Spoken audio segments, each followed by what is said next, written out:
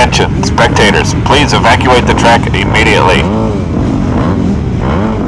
Just kidding, there's plenty of time. Alright, so this track was called the Sandblaster, appropriately named. This really was a test of endurance, and boy was it a workout.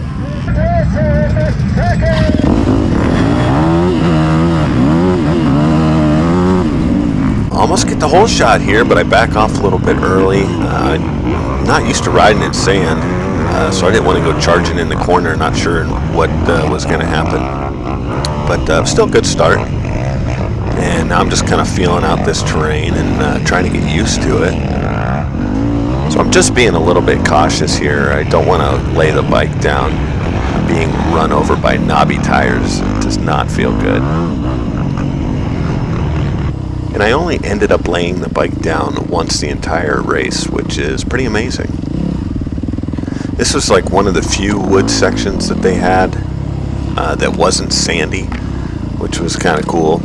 Just doing some single track here was fun. It was definitely nice to get away from all the sandy whoops, which was pretty much most of the entire course. So getting to ride in this stuff was kind of a nice break from that. Those whoops just wore you out. It's kind of like a skier going over moguls, but you were doing it for 2 hours, and your legs just going up and down, and it just worked your core and your arms and everything. So everybody was sore after this race for sure. And I chose to use iridium lenses in this race, and this is the first time I ever used them. And man, that was a mistake. So in the wood section here, where there's lots of shadows, these goggles are horrible. I don't even know how to describe it, other than when I was riding through here, I almost felt like I was dreaming. It was like this weird dream state that I was going through. And that's all I could think about the whole time I was riding through here. Like, oh my gosh, like I feel like I'm on acid or something. I've never tried acid, but if I did, I bet you it would feel something like that. So note to self, man, do not use iridium glasses if you're riding in the woods. And at some point I tried to just take the goggles off, and they ended up like sliding down around my neck, and it was like kind of choking me, so I ended up having to pull over anyways to fix that situation. So yeah, what a mess. Should have just went with the clear or the yellow lenses. Or blue lenses. I've got these blue lenses I haven't tried yet. If any of you guys have rode with blue lenses in the woods and you have a review for me, please let me know in the comments, because I'd like to know. I'd like to avoid another situation like that. So this guy here, man, this was a lot of fun. I had been following this guy for a while, and we kind of been going back and forth, and that just adds to the fun of racing when you can pair up with a guy that runs the same speed as yours. So I'm not even trying to pass him right here. I'm just having fun riding with him.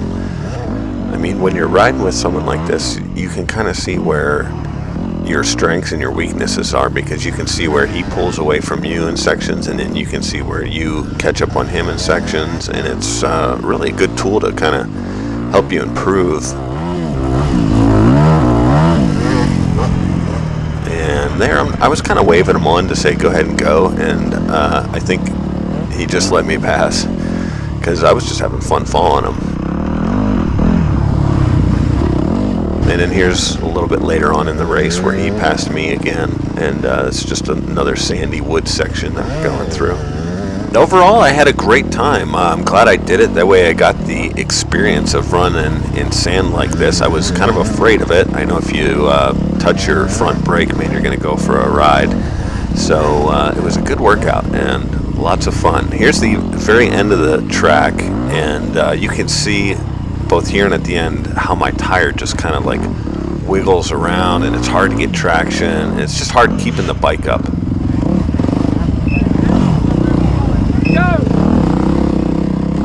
That's it, guys.